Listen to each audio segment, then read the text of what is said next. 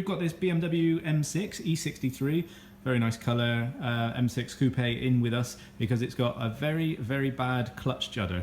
And I don't just mean a simple judder when you pull away. This is a violent, very extreme clutch judder. So we've got something definitely going on here. So the customer has supplied a clutch and flywheel, and we're going to be buying the separate spare parts from BMW, the fork lever, the ball pin, clutch bolts, the guide sleeve, and various other things. And we're going to start disassembly and see what we can find and what's happened to this M6. So gearbox is out of the car now. Here it is, the big 7-speed SMG gearbox, 82 kilos I think, on our hydraulic transmission stand. On initial inspection, looks okay inside. The release bearing is still in one piece. Quite often than not, they break up into two pieces. Still there. A bit of clutch dust, debris, but nothing catastrophic, nothing terrible. The fork's okay. Ball pin appears to be still. Oh no! The ball pin's loose. That's a good sign. A good sign, as in we'll make it out better, because the ball pin should be a tolerance fit inside that part of the bell housing. It should no way pull out with what I've just done there. So that's interesting. Slave cylinder, so far so good. It's quite horizontal, still quite looking fresh and not dropped down in any way. No leaks. And here's the first look at the clutch. Clutch rivet heads are still in position, which is good. Normally those break off when they've been going for quite a while in poor condition. So we'll take that apart, see what it's looking like, and also the flywheel as well. So clutch is off, and we'll see that in a minute. Here's the flywheel, which is a dual mass flywheel. This is the pressure friction contact patch. Got one big hot spot there, another massive one there, little one there, and also some other smaller ones as well. Flywheel doesn't seem to be the major problem, although that will need to be changed as a match pair, which we're going to do. This is simply a clutch failure. So clutch pressure plate, it's a dual clutch, so we've got one plate here and another one sandwiched in between. And the friction disc is very low on this side, very low to the rivet head, but you can see all this clutch material on the outside, which shouldn't be there. This is sort of clutch material that's all broken off, but you say where from, because the outside face, which is touching the flywheel, looks okay, but it's actually the inside which is failed. So here's the other side, and the clutch material is completely missing. So it's been running on the rivet heads, which is hence why that massive judder is. There's some clutch material that's still remaining, part of the clutch plate, and you can also see that over there as well with the label stamped on it. This is all clutch material, and here is a piece of clutch friction disc, and there's a small piece left on there. The rest of it, it's been touching metal on metal, so hot spots, lots of hot spots, and that's because these rivets and this metal have been pressing against the metal part, the intermediate disc of the clutch, which is hence these massive spots here, and also why we're getting that huge vibration when we're pulling away. So here's all the parts we're using. The clutch and flywheel was supplied by the customer. We're supplying all the other genuine BMW parts. So that's a guide sleeve over there. You must supply a guide sleeve for the release bearing to run on. Release bearing runs inside the clutch fork, and then we're going to be doing the clutch bolts as well. The flywheel bolts are part of the flywheel, so you can't renew those. They come new with the flywheel. There's a sleeve over there, or dowel, for the flywheel to hit the crank, and then we've got the ball pin and the spring clip, which is what the fork pivots on, and also a clutch rear main seal as well. I think they're only £20, so be man not to do one of those to save that job in the future. So we've also fitted a genuine BMW rear main crankshaft oil seal as well, along with the correct BMW sealant on each side down here, to make sure that the little guideways where the block bed plate meets the block are oil tight as well. So that's in now, and now we can get on and put the new flywheel on. So that new flywheel's fitted, and I'm going to use a snap-on tech angle digital torque wrench along with the correct genuine BMW special tool for tightening and undoing the integral flywheel bolts, and also the BMW locking tool to make sure the flywheel stays in position whilst I'm doing the torque process. So this is the new clutch, the two-plate clutch, the twin clutch. This is what it looks like, and this was the side that failed on the old clutch, and there's the other clutch disc there, which is sandwiched in the intermediate plate, so you can't get that clutch disc out, but there's another one in there.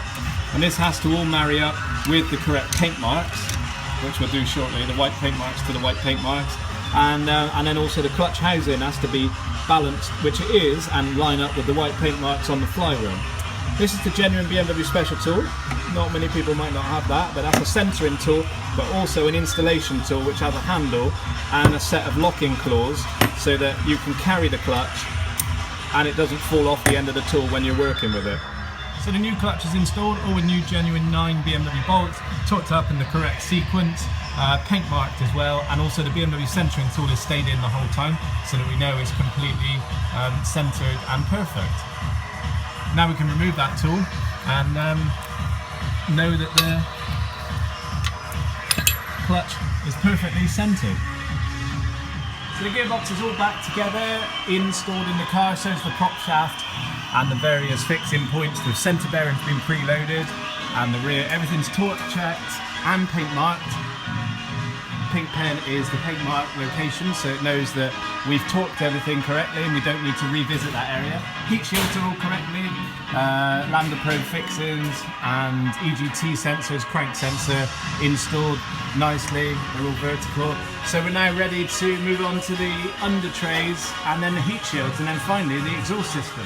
That's the underside of the car complete, the exhaust system's back on in full and also the under tray as well. There are lots of under tray fixings missing on this car and also some where they corroded through. So we've put a new set on and made that as best as possible. So we've now moved on to the software part of the job. Now this is an area where some people may get stuck or fall down because it's straightforward as a mechanical clutch change is. These cars need to be taught new values when you've done a clutch. So here's the list of items that if you were changing or replacing or just removing and installing, and here's ours on replacement of the clutch. We don't need to vent the operating the cylinder, slave cylinder, because we didn't open that. So all we've got to do is teach the clutch value valve values and teach the clutch slipping point, and the reset of the clutch characteristic curve will be done automatically. So that's what we're going to do now. We've connected to BMW ISTA, which is the most recent update. This is all via the internet, so we subscribe to BMW system to use their software for diagnosing, coding, programming, things like that. And this is always the most up-to-date version or release that is possible for any BMW dealer or independent to use, and we'll do these service functions next. So we've gone through part one and told it that it's had a new clutch and that the hydraulic system hasn't been opened, and now we're going to teach in the clutch valve characteristic values.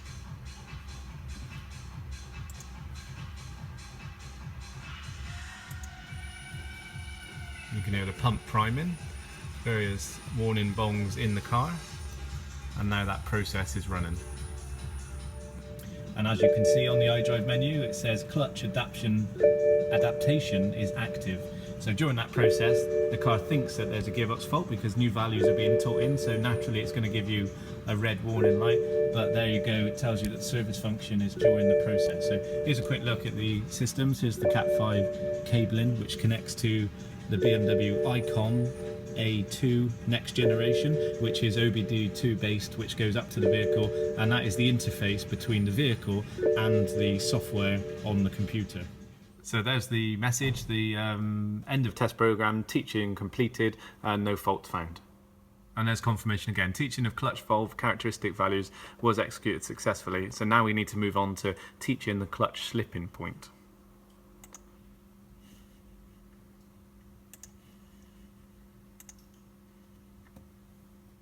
And there it is, clutch characteristic curve was reset successfully.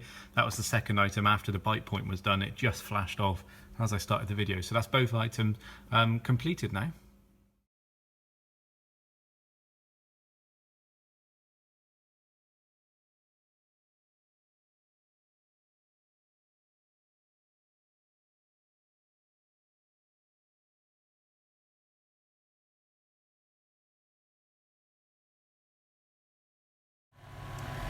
And there it is, outside, ready for collection. We've now carried out a road test, a couple of miles, gentle driving, just to make sure the repair is successful and there's no weirdness, no rattles, nothing like that. So we're very happy the car is ready to go back to the customer. So if you've got an M5 or an M6, a V10 with the SMG 7-speed gearbox, and you've got a clutch fault or an SMG fault or anything else like that, we're well versed with these vehicles and these gearboxes and engines and transmissions, so give us a call at Redish Motorsport and we'll be able to help you out.